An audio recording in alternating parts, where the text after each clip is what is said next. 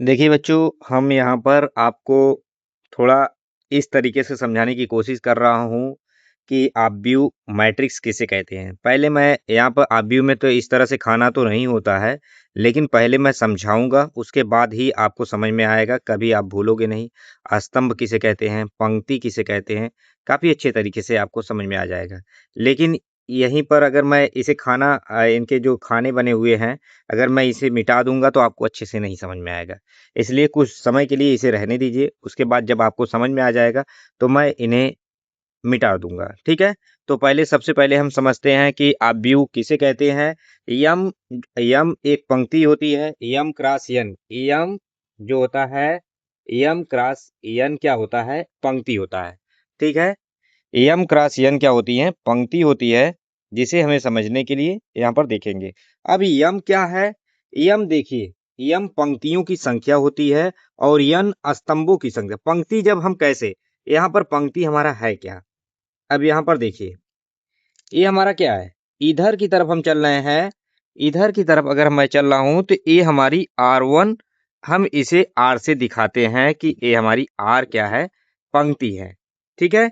अब यहीं पर पंक्ति हम लिख देते हैं, पंक्ति 1, ठीक है? पंक्ति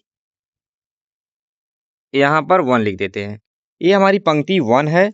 अब यहीं पर अगर मैं दूसरी पंक्ति यहाँ पर इस तरह से रख रहा हूँ, तो ये हमारी दूसरी पंक्ति बन जाती है, ठीक है?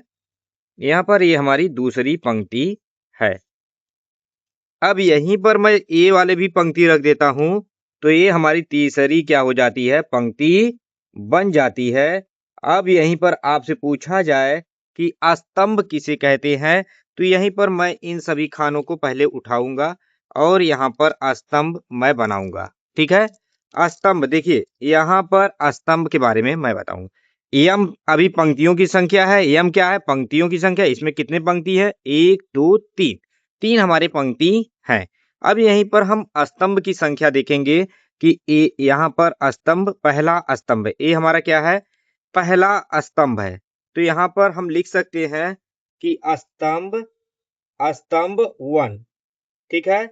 यहाँ पर लिखेंगे स्तंभ 1, ठीक है? अब यहीं पर मैं कहूँ, यहाँ पर लिख दिया हूँ स्तंभ 1 लिख दिया हूँ। अब मैं कहूँ कि हमारा दूसरा स्तंभ कौन-सा है? ये वाला हो जाएगा। ये हमारा दूसरा स्तंभ हो गया। यहाँ पर लिखूँगा दूसरा स्तंभ। अब यहीं पर हम तीसरा स्तंभ देखिए, स्तंभ इस तरह से होते हैं, ठीक है? इस तरह से। ये हमारा हो गया तीसरा स्तंभ। अब यहाँ पर आपको पंक्ति और स्तंभ के बारे में समझ में काफ़ी अच्छे से आ गया होगा कि पंक्ति किसे कहते हैं और स्तंभ किसे कहते हैं। पंक्ति इस रो को कहते हैं, जब हम यहाँ पर देखिए, जब हम इस तरह से चलेंगे तो हम इसे पंक्ति बोलेंगे।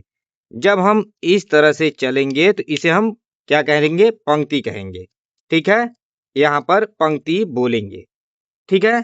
अब यहीं पर हमें अगर कहा जाए कि कॉलम किसे कहा जाएगा, तो यहाँ पर देखिए, यहाँ पर ए है, इस तरह से हम इसे क्या कहेंगे? कॉलम कहेंगे। यहाँ पर इस तरह से ए रख दिया, इस तरह से हम इसे इसे क्या कहेंगे? कॉलम बोलेंगे। ठीक है? क्या आपको अच्छे से समझ में आ रहा है? तो इसे हम क्या कहेंगे? कॉलम बोलेंगे।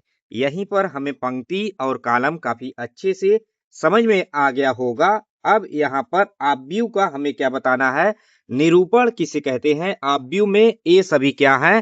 पहला अवयव है, ये दूसरा अवयव है, ये तीसरा अवयव है, ये चौथा अवयव है, ये पांचवा अवयव है, ये छठवां अवयव है, ये सातवां अवयव है, ये आठवां अवयव है, ये नौवां अवयव है।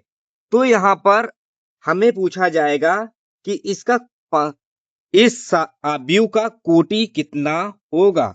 तो यहाँ पर हमें पता चल रहा है कि 1, 2, 3 इस तरह से है, 1, 2, 3 इस तरह से है, तो हम कह सकते हैं 3 क्रॉस 3 का कोटि होगा। ठीक है? 3 क्रॉस 3 का हमारा कोटि होगा, या आर्डर कोटि कह सकते हैं, या आर्डर हम लोग कहते हैं। ठीक है? इस तरह से हमें समझाना है। अब यहीं पर आपको समझाना है हमें कि कौन सा एलिमेंट कहाँ पर है, तो ये हमें बताना है। तो यहाँ पर देखिए, अब हम सभी एलिमेंट को उठा लेते हैं और देखेंगे कि हमारा एलिमेंट जो है, कि यहाँ पर कैसे स्टार्ट होगा। एलिमेंट मतलब क्या होता है? अवयव। अवयव यहाँ पर कौन सा अवयव किस जगह पर है, उसका लोकेशन पॉइंट क्या है। यहाँ पर देखिए इसका ए लोकेशन जो पॉइंट है, ये किस जगह पर है, हमें ये क्या करना पड़ेगा, बताना पड़ेगा। तो यहाँ पर हमारा लोकेशन क्या है, यहाँ पर जो लोकेशन है हमारा, यहाँ पर देखिए ये जो लोकेशन है, हम इसे किस नाम से पुकारेंगे ये जानना है हमें। तो यहाँ पर हमारा जो ये कह सकते हो कि ये जो पंक्ति पहला है हमारा, ये पंक्ति पहला है लेकिन स्तंभ भी तो पहला है। तो इसे इसलिए हम यहाँ पर इसे किस नेम से पुकारेंगे, हम यहाँ पर मान लेते हैं एलिमेंट का नाम ए है। एलिमेंट का नाम क्या है? ए है। अब यहाँ पर पहला पंक्ति है, तो पहला पंक्ति 1 है और लेकिन पहला ही कॉलम भी तो है, तो यहाँ पर हम पहला कॉलम भी लगा देंगे। लेकिन जैसे ही हम यहाँ पर दूसरे में आते हैं, तो यहाँ पर क्या है, यहाँ पर कॉलम जो है दूसरा आ गया है। कॉलम जो मेरा है दूसरा आ गया है, इसलिए पहले हम पंक्ति लिख लेंगे, फिर पंक्ति, अभी तो पंक्ति 1 में ही चल रहे हैं, तो इसलिए कॉलम हम यहाँ पर दूसरा लिख देंगे।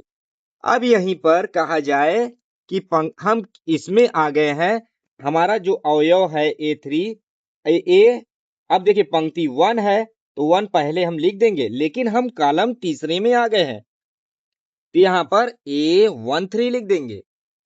अब यहीं पर बात किया जाए कि हमारा जो पंक्ति है अब दूसरा आ चुका है, ये पंक्ति हमारा दूसरा है, इसलिए हम यहाँ पर A2 लिखेंगे, लेकिन हमारा कॉलम कौन सा है, पहला ही कॉलम है, इसलिए यहाँ पर 1 ही लिखेंगे।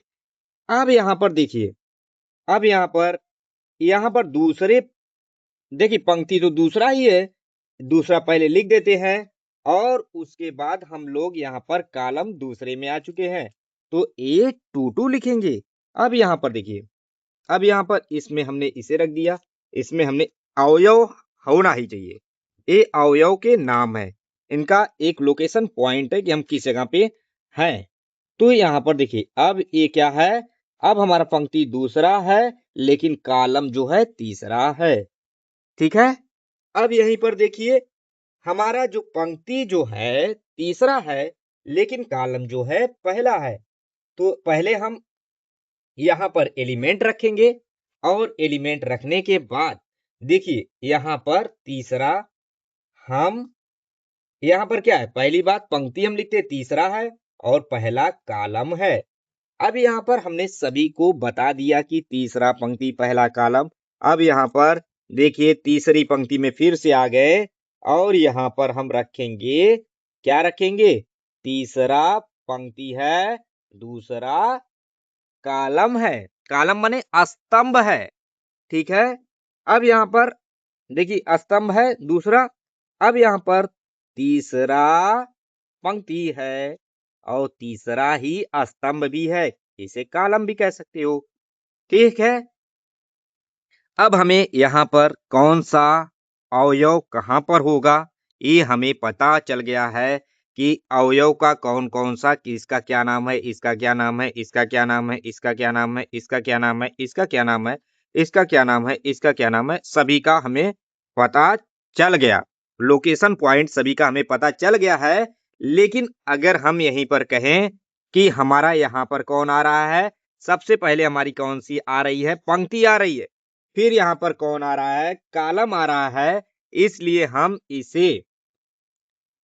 इसे किससे प्रदर्शित करते हैं, आई से, और स्तंभ को किससे प्रदर्शित करते हैं, जे से, AIJ। क्या इतना आपको समझ में आ गया, पंक्ति कॉलम। अब यहीं पर देखिए, अब सभी चीज हम यहाँ पर बीच से ये सभी बॉर्डर क्या करते हैं, हटा देते हैं, जिससे आपको एक आप व्यू नजर आएगा। देखिए बड़े ब्रैकेट में लिखते हैं, लेकिन हमें पहले समझाना था आपको, इसलिए हमने यहाँ पर ऐसा किया था। तो यहाँ पर आपको समझ में आ गया होगा, तो आपको यहाँ पर अवयव, स्तंभ काफी अच्छे से समझ में आ गए होंगे। अब ये हमारा क्या बन गया, आप व्यू बन गया है, काफी अच्छे से आपको समझ में आ गया होगा।